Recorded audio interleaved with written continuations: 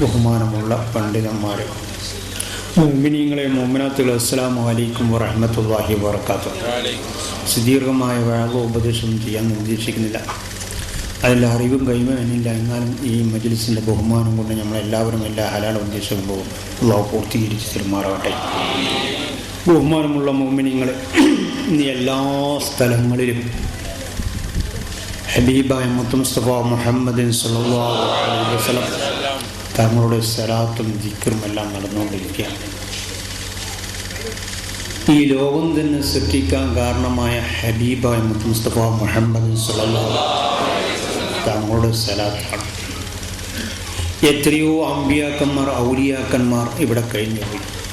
അവരെ പേരിലൊന്നുമില്ല സലാത്ത് ചെല്ലാൻ അല്ലാഹുവിൻ്റെ അനുമതിയില്ല.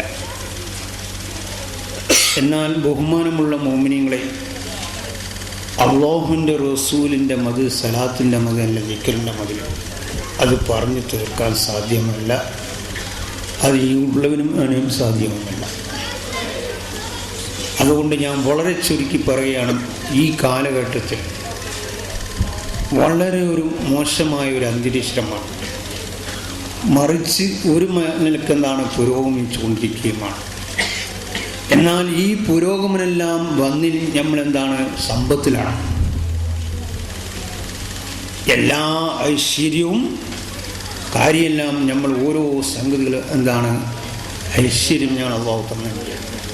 എന്നാൽ ഇങ്ങനെ ഈ നിലക്ക് ഐശ്വര്യം എല്ലാം അല്ലാഹു ഉയർത്തിയെങ്കിൽ എന്താണ് അല്ലാഹു വന്നെങ്കിലും നമ്മളെ കൽബിലെന്തില്ല, ഒരു ഐശ്വര്യമില്ല. നമ്മളെ കൽബ് എന്താണ് അധപ്പതിച്ചുകൊണ്ടിരിക്കുകയാണ്, എല്ലാ ദോഷം ചെയ്തുകൊണ്ടിരിക്കുകയാണ്. അപ്പോൾ അതുകൊണ്ട് തന്നെ ബഹുമാനമുള്ള മുഅ്മിനീങ്ങളെ, അല്ലാഹുവിൻ്റെ റസൂലിൻ്റെ സലാത്ത് ഇതുപോലുള്ള മജ്ലിസ് മുമ്പുള്ള കാലങ്ങൾ ഉണ്ടായിരുന്നില്ല. അതിൻ്റെ ആവശ്യമില്ലായിരുന്നു. അന്ന് മൂമിൻ എന്ന് പറഞ്ഞാൽ യഥാർത്ഥ മൂമിനാണ്. പേച്ചൊരു മൂമിനില്ലായിരുന്നു. ഇന്ന് അതല്ല. ഇന്ന് പേര് കൊണ്ട് മാത്രം മൂമിനാണ്, ഉള്ളുകൊണ്ട് മൂമിനല്ല. അതാർക്കും പറയാൻ സാധ്യമല്ല. മനസ്സിലാക്കണം ബഹുമാനമുള്ള മുഅ്മിനീങ്ങളെ. എന്നാൽ ബഹുമാനമുള്ള മുഅ്മിനീങ്ങളെ, അല്ലാഹു എല്ലാ സംഗതികളോട് പറഞ്ഞ് നമ്മൾക്ക് തന്നിട്ടുണ്ട്. നിങ്ങൾ നിസ്കരിക്കണം, നോമ്പ് നോക്കണം, സക്കാത്തോട് ഹജ്ജ് ചെയ്യണം, എല്ലാം അല്ലാഹു പറഞ്ഞു. എന്നാൽ അല്ലാഹു പറഞ്ഞോ, ഞാൻ നിസ്കരിക്കുന്നു നിങ്ങളും നിസ്കരിക്കണം എന്നല്ല പറഞ്ഞില്ല. ഞാൻ നോമ്പ് നോക്കുന്നു നിങ്ങളും നോമ്പ് നോക്കണം എന്നുള്ള പറഞ്ഞില്ല. ഞാൻ എന്താണ് ഹജ്ജ് ചെയ്യുന്നു നിങ്ങളും ഹജ്ജ് ചെയ്യണം എന്നല്ല പറഞ്ഞില്ല. ഞാൻ സക്കാത്ത് കൊടുക്കുന്നു നിങ്ങളും സക്കാത്ത് കൊടുക്കണം എന്നല്ല പറഞ്ഞില്ല.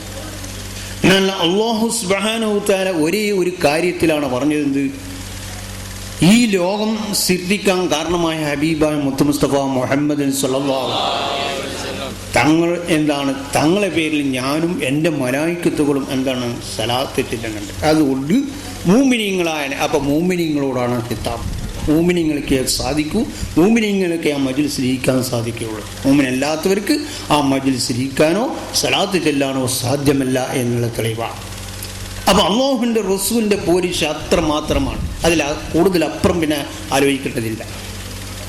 അപ്പം ആ നിലയിലാണ് അല്ലാഹു സുബ്ഹാനഹു തആല നമ്മൾ എന്താണ് എല്ലാവർക്കും പറ്റിയ ഭരണഘടനായ ഖുർആൻ ഷരീഫിൽ അല്ലാഹു അറിയിച്ചു തന്നത്. ഈ നിലയിലാണ് ഇന്ന് എല്ലാ സ്ഥലത്തും എന്താണ് സലാത്ത് നിർത്തിപ്പോകുന്നത്. കാരണം ഞാൻ പറഞ്ഞല്ലോ, മുമ്പുള്ള കാലങ്ങളിൽ എന്തില്ല, സലാത്തിൻ്റെ ഒരു ദിക്റുണ്ടോ മജ്ലിസ് ഉണ്ടായിരുന്നു, അതിൻ്റെ ആവശ്യമില്ല. അന്ന് മൂമിൻ എന്ന് പറഞ്ഞാൽ മൂമിൻ തന്നെ. ഇന്ന് മൂമിൻ എന്ന് പറഞ്ഞു കഴിഞ്ഞാൽ ഒരിക്കലും അവനെ വിശ്വസിക്കാം എന്നതാണ്, പേര് കൊണ്ട് മൂമിനാണ്, യഥാർത്ഥ മൂമിനല്ല. യഥാർത്ഥ മൂമിൻ്റെ വക്കിൽ നിന്ന് അല്ലാഹുവിൻ്റെ റസൂലിനെ ചീത്ത പറയാനോ, അല്ലെങ്കിൽ പണ്ഡിതന്മാരെ ചീത്ത പറയാനോ, അല്ലെങ്കിൽ സയ്യിദന്മാരെ ചീത്ത പറയാനോ, അല്ലെങ്കിൽ അല്ലാഹുവിൻ്റെ ഔലിയാക്കന്മാരെ ചീത്ത പറയാനോ അല്ല, എങ്കിൽ ഉമ്മ വാപ്പാമാരെ ചീത്ത പറയാനോ അവന് സാധിക്കില്ല എന്നുള്ളതാണ്. ആ യഥാർത്ഥ മോമിനിക്കേ സാധിക്കും, യഥാർത്ഥ മോമിനല്ലാത്തവർ സാധിക്കില്ല. അപ്പോൾ ഞാനും നിങ്ങളിൽ നിന്ന് പേര് കൊണ്ടാണ്, പേര് അബൂബക്കറും സിദ്ദീഖുമല്ലായിരിക്കും, പക്ഷേ ഉള്ളു വളരെ പോക്കാ. അവൻ്റെ ഉള്ളു അല്ലാഹുവിൻ്റെ റസൂൽ ചീത്ത പറയുന്നവനായിരിക്കും, അല്ലെങ്കിൽ ഉമ്മ വാപ്പാമാർ ചീത്ത പറയുന്നവരായിരിക്കും, അല്ലെങ്കിൽ ബഹുമാനിക്കാൻ പറഞ്ഞ സ്ഥാനത്തെ ബഹുമാനിക്കാത്തവനായിരിക്കും.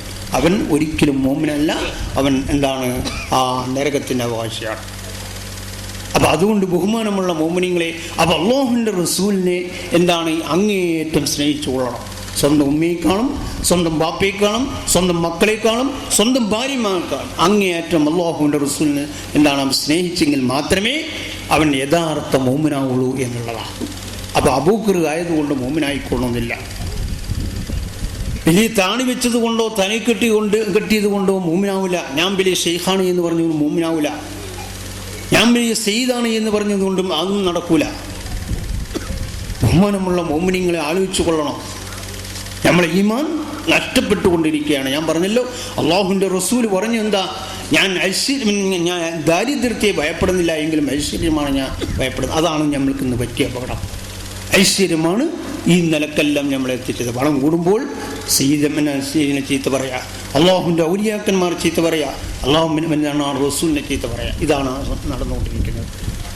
അതുകൊണ്ട് ബഹുമാനമുള്ള മോമിനിങ്ങളെ, ഇന്ന് എന്താണ് നമ്മളെ ഹൃദയം എന്നുള്ളത്, നമ്മളെ കൽബി എന്നുള്ളത് എന്താണ്, ഏത് നിലക്കും എന്താണ് ഖാലിസായ കൽബാണ്. വെറും ഒരു ഗീറ്റ് വീണ കൽബാണെങ്കിൽ ബഹുമാനമുള്ള മോമിനിങ്ങളെ അത് ഒരിക്കലും പറ്റൂല. നിങ്ങൾക്ക് നോക്കൂ, ഉദാഹരണം ഗ്ലാസ്.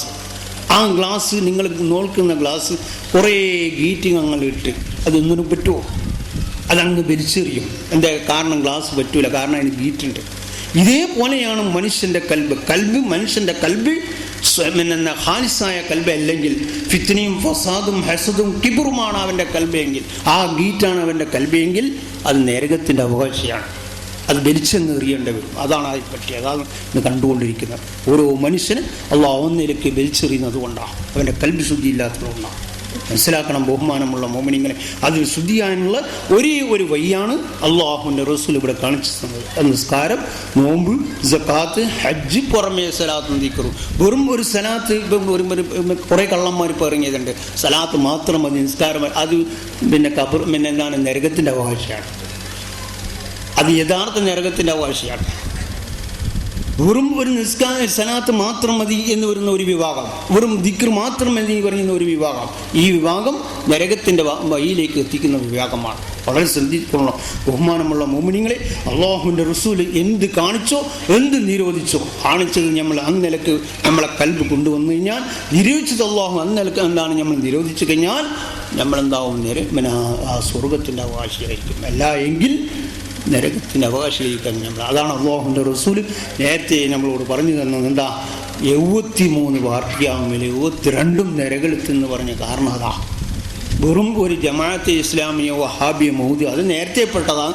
പുറമെ എന്താണ് കൽബ് ശുദ്ധിയില്ലാത്തവൻ, ഫിത്നയും ഫസാദും ഹസദും കിബറും ഉള്ളവരും നരകത്തിൻ്റെ അവകാശിയാണ്.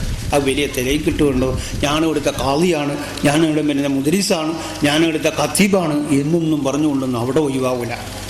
അല്ലെങ്കിൽ ഞാൻ ഇവിടുത്തെ രാഷ്ട്രീയ പാർട്ടിക്കാരനാണ്, ഞാൻ ഇവിടുത്തെ പ്രധാനമന്ത്രിയാണ്, അല്ലെങ്കിൽ ഞാൻ ഇവിടുത്തെ MLA ആണ്, അല്ലെങ്കിൽ ഞാൻ ഇവിടുത്തെ കോൺഗ്രസ്സുകാരനാണ്, അല്ലെങ്കിൽ ഞാൻ ഇവിടുത്തെ ലീഗുകാരനാണ്, അല്ലെങ്കിൽ ഞാൻ BJP-കാരനാണ്, ഞാൻ എന്താണ് മാർക്സിസ്റ്റ് പാർട്ടിയാണെന്നും പറഞ്ഞാൽ ഖബർ നടക്കൂല. ഖബർ അള്ളാഹുവിനെ നിങ്ങളെ അമൽ ചെയ്തോ എങ്കിൽ അവിടെ രക്ഷപ്പെടും. അതാണ് ഉണ്ടാവുക. അള്ളാഹു നമ്മളെ കൂട്ടത്തിൽ പെടുത്തുമാറാട്ടെ.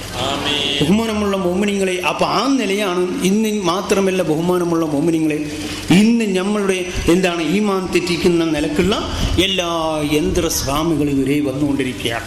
ഉദാഹരണം, നിങ്ങൾ സുന്നത്തായ TV പിള്ളേർ ഇല്ലേ, എല്ലാവരും പോരക്കുന്ന സുന്നത്തായ TV ഉണ്ട്. ഇല്ല എന്ന് പറയാൻ ആരെക്കൊണ്ട് സാധ്യമല്ല ഇല്ലേ? ഇന്ന് സുന്നത്തായ TV എല്ലാവരും വരികയില്ലേ? ആ TV നോക്കിയിട്ട് നിങ്ങൾ ഈമാൻ കൂടിയിട്ടുണ്ടെങ്കിൽ ഞാൻ നിങ്ങൾക്ക് പൈസ തരും. കഴിയില്ല, സാധിക്കില്ല. അതുകൊണ്ടാണ് അള്ളാഹു നേരത്തെ അതെല്ലാം നിരോധിച്ചത്. നേരത്തെ നിരോധിച്ച കാരണം എന്താ?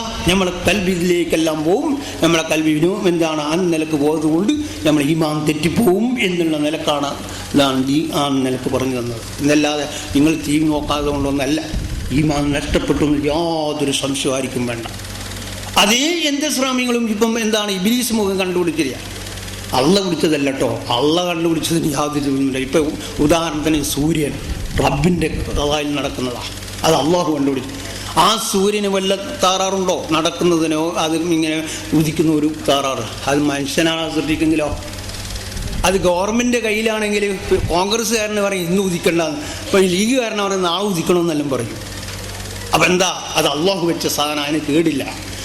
വെള്ളം അള്ളാഹു വെച്ച സാധനം, അതിന് കേടില്ല. ആരെങ്കിലും വെള്ളം കുടിച്ച് മരിച്ചവരുണ്ട്? ആരും എന്തോ വിഷം കലർന്ന് മരിച്ചാന്നല്ലാതെ ആരും അങ്ങനെ പിന്നെ മരിച്ചവരുണ്ട്. നേരെ മനുഷ്യനാണ്ടാക്കിയാലും ഞാൻ നിങ്ങൾ നേരെ ചത്തിട്ടും നിർമ്മിയിട്ടുണ്ടോ? ഉറപ്പാ.